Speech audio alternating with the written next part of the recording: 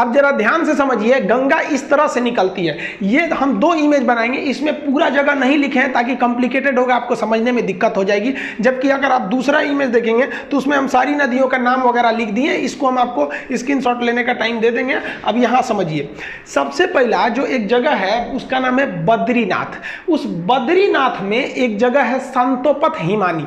बद्रीनाथ के संतोपत हिमानी से एक नदी निकलती है जिसका नाम है धौली गंगा, विष्णु गंगा, और एक साइड से आती है धौली गंगा।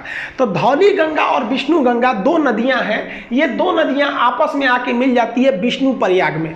प्रयाग का मतलब होता है मिलन स्थल।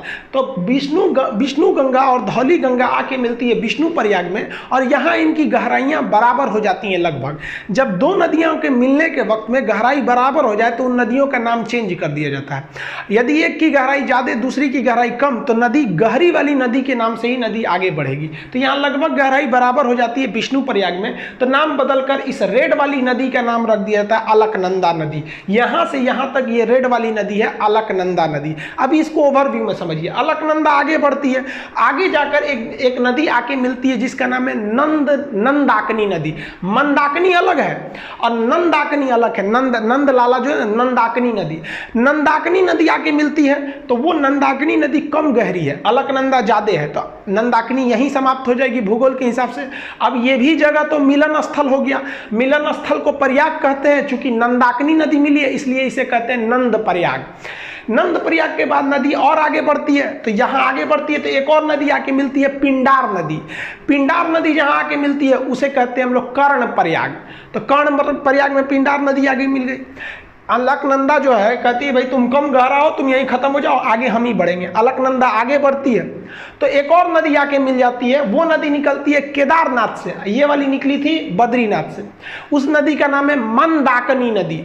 ये मंदाकिनी नदी आके इसे मिलती है, ये जाके मिल जाती है यहाँ पर। मंदाकिनी कम गहरी, ये ज्यादा गहरी, इसलिए मंदाकिनी यहाँ समाप्त। अब ये मिलन स्थल है, इसका भी नाम प्रयाग रहेगा, तो इसका नाम हो जाता है रुद्र प्रयाग। रुद्र प्रयाग से नदी फिर आगे बढ़ती है, अभी भी अलकनंदा, इस रूट में बहुत गहरी है अलकनंदा।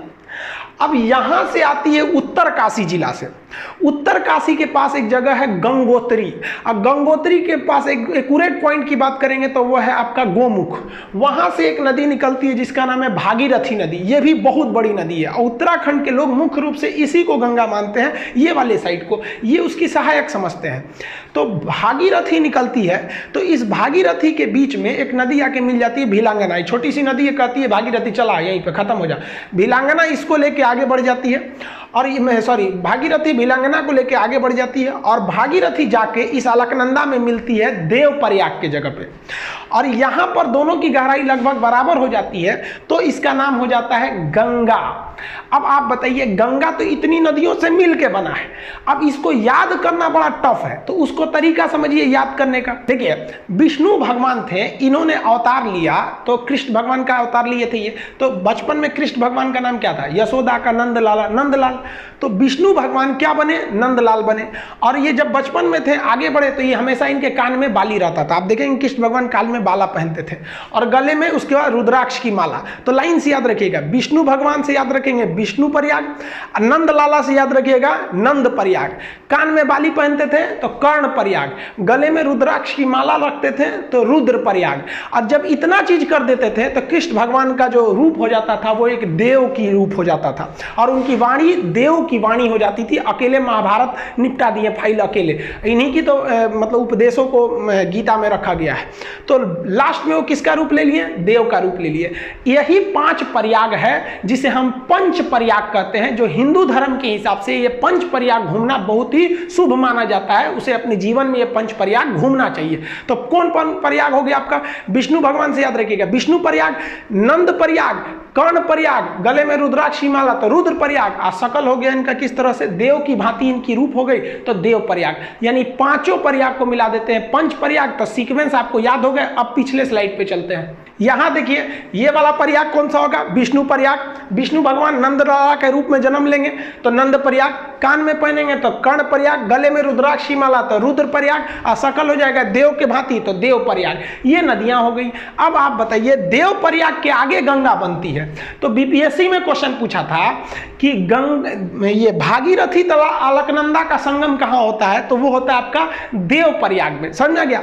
अब इसको एक बार दोबारा समझते हैं। संतोपथ एक हिमानी है बहुत बड़ा, वहां से निकलती है धौली गंगा, विष्णु गंगा, कहाँ मिलेगी, विष्णु प्रयाग में।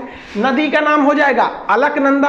अगली नदी नंद प्रयाग, नदी का नाम रहेगा नंदाकनी और जगह का नाम हो जाएगा नंद प्रयाग। इसे भी अलकनंदा लेके आगे बढ़ेगी और अलकनंदा में आगे जाके मिलेगी पिंडार नदी।